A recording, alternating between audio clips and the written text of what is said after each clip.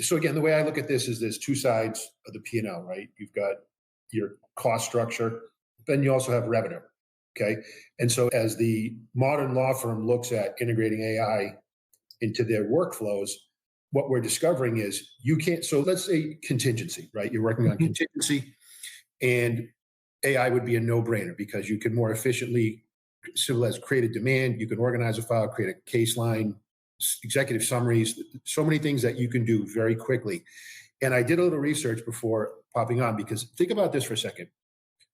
We're working on a case right now for a client that there's a medical chronology that is over 100,000 pages, right? So let's say you have a crane falls on an apartment building, you've got multiple plaintiffs and they end up, right? You could get in the hundreds, 200,000 pages of medical chronology. So I did a little research on what it would cost by the time you organize it, analyze it, right? And now you can do way more.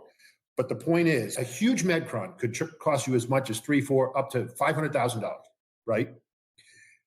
With even human in the middle using AI, let's say you could get that cost down to $20,000, $10,000, right? So if you had three partners in a firm and they were going to spend $400,000, now they spend $350,000, that drops to the bottom line, not taxable because it's not revenue, right? Right to the bottom line, three guys just split $100,000. Simple use case, right? Now, is that a big medcron to tackle? Certainly. But if you think about, again, from the expense side, even the cost of that can then be externalized to the client, right? So in addition to the 33%, because they've used this platform and they can show that it was used specifically for this case, they can externalize that cost, bringing it almost down to zero. So that's just one simple use case that could change the P&L. But if you think about the task that we perform, right? So for example, in a billable hour use case, right? So you've got a law firm that bills by the hour. There are a lot of things that they do that aren't billed by the hour, right? Including efficiencies lost by not doing a great job paying attention of what is billable and what is not.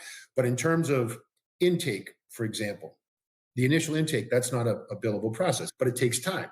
So if you think of the use case of someone writing in a stylus on an iPad, converting that into a long email, sending that to a law assistant who then sends it out for a little research, and then an engagement letter is sent. Imagine if you take all that 6-hour process and turn it down and boil it down to 10 minutes.